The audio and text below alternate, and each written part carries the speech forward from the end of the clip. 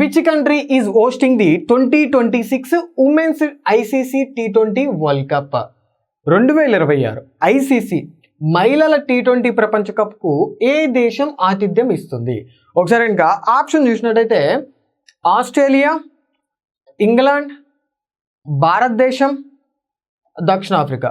So 2026 మహిళల T20 ప్రపంచ కప్కి ఆతిథ్యం ఇస్తున్నటువంటి కంట్రీ ఏంటి అంటే ఆప్షన్ 2లో ఉన్నటువంటి ఇంగ్లాండ్ మరియు వేల్స్. ఈ రెండు కూడా ఈ యొక్క ఐసీసీ మహిళల T20 ప్రపంచ కప్ 10వ ఎడిషన్కి ఆతిథ్యం ఇస్తూ ఉన్నాయి. ఈ సంవత్సరం జరిగేది 10th ఎడిషన్. 2024లో 9th ఎడిషన్ అనేది జరిగింది.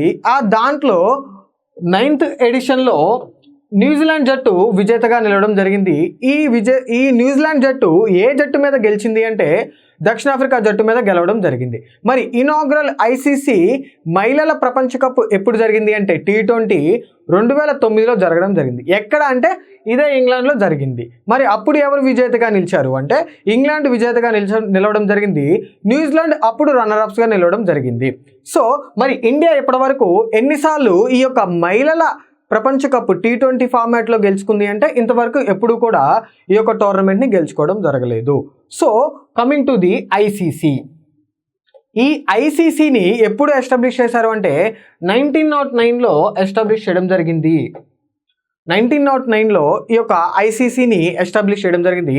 ఇనిషియల్గా వీరి యొక్క హెడ్ క్వార్టర్స్ అనేది ఎక్కడ ఉండేది అంటే లండన్లో ఉండేది. లండన్లో ఉన్నటువంటి వీళ్ళ యొక్క హోమ్ని ఏదైతే ఐసీసీ యొక్క ఇల్లుని దుబాయ్కి మార్చుకోవడం జరిగింది. ఇదంతా బాగానే ఉంది. మరి ఐసీసీకి ప్రెజెంట్ చైర్మన్ ఎవరు అంటే ఎవరైతే భారతదేశానికి హోమ్ మినిస్టర్గా వర్క్ చేస్తున్నటువంటి అమిత్ షా ఉన్నారో అమిత్ షా గారి యొక్క కుమారుడు అయినటువంటి జైషా ఫార్మర్ బీసీసీఐకి ఒక చైర్మన్గా వ్యవహరించడం జరిగింది, హెడ్గా వ్యవహరించడం జరిగింది. ఆయన ప్రజెంట్ ఐసీసీకి చైర్మన్గా వ్యవహరిస్తూ ఉన్నారు. ఐసీసీ చైర్మన్ వచ్చేసి జైషా. ఐసీసీ యొక్క హెడ్ క్వార్టర్స్ అంటే వారి యొక్క ప్రధాన కార్యాలయం ఎక్కడ ఉంది అంటే దుబాయ్. ఇనిషియల్గా ఎక్కడ ఉండేది లండన్లో. లండన్ నుంచి వారి యొక్క హెడ్ క్వార్టర్స్ని దుబాయ్కి మార్చుకోవడం జరిగింది. ఈ యొక్క క్వశ్చన్కి కరెక్ట్ ఆన్సర్ ఇంగ్లాండ్. మరి ఈ టోర్నమెంట్ ఎప్పటి నుంచి ఎప్పటి వరకు జరుగుతుంది అంటే జూన్ 12th నుంచి జూలై 5th వరకు కూడా ఈ టోర్నమెంట్ అనేది జరగబోతూ ఉంది.